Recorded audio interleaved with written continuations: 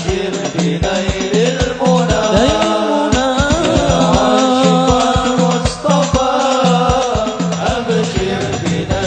Saya ini dermawan, saya ini nggak pernah berbohong, saya ini pemberani. Ya, artinya kan dia mengungkapkan kualitas dirinya dia. Apakah itu dianggap kesombongan? Yang pertama, karena itu diucapkan oleh Nabi SAW, maka yang dikatakan oleh Nabi adalah sifat-sifat yang sebenarnya ada pada Nabi SAW.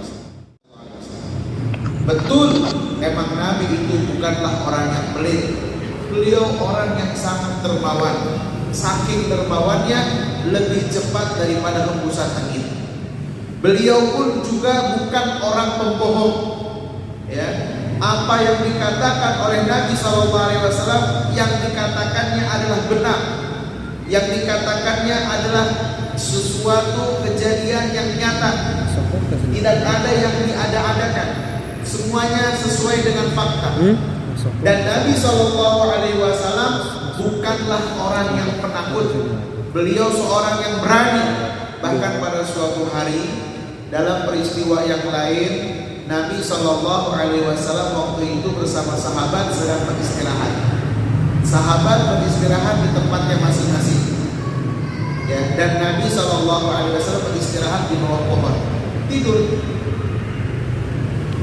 tanpa ada penjagaan, karena semua sahabat pun kelelahan, mereka semua pun beristirahat. Ternyata ketika Nabi SAW sedang beristirahat, ada seseorang yang mendatangi Nabi SAW dan membangunkannya sambil menghunuskan pedang di hadapannya. Bagaimana kalau posisi di saat itu adalah kita? Kita lagi diam, tiba-tiba dibangunkan dan orang di hadapan kita sedang menghunuskan pedangnya. Apa yang kita lakukan? Nabi SAW ketika dibangunkan dan orang itu menghunuskan pedang di hadapannya, tidak ada rasa takut pada diri Nabi SAW. Bahkan orang itu ketika bertanya kepada Nabi SAW, "Wahai Muhammad, siapa yang akan menolongmu saat ini? Siapa yang akan menolongmu di saat seperti ini?" Nabi SAW dengan lantang mengucapkan bahwa yang akan menolongnya adalah Allah. Dijawab oleh Nabi pertanyaannya. Ketika dia bertanya siapa yang akan menolongmu, Nabi SAW menjawabnya dengan suara yang penuh dengan keyakinan, Allah lah yang akan menolong dirinya. Seketika pedang yang dihunuskan di hadapan Nabi SAW pun terjatuh. Dan ucapan kalimat Allah membuat hati perasaan orang itu menjadi ketakutan.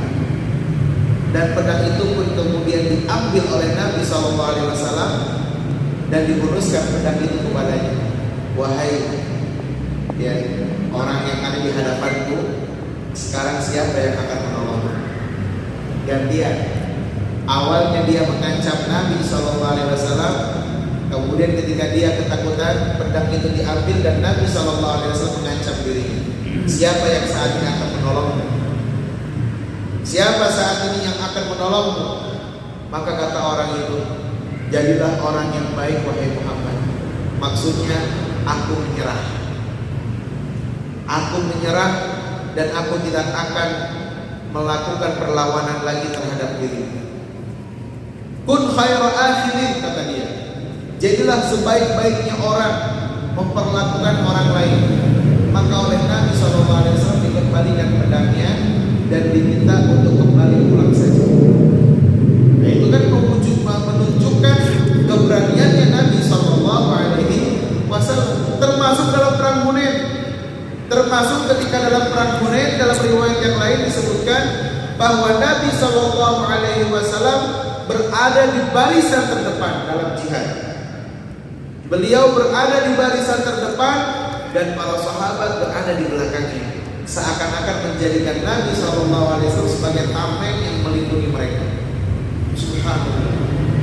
Dan mudah-mudahan keberaniannya Nabi SAW Allah hadirkan dalam diri kita, bahwa kita tidak takut. Maka kemudian Sayyidina Khalid bin Walid menuliskan surat kepada pemimpin mereka. ya.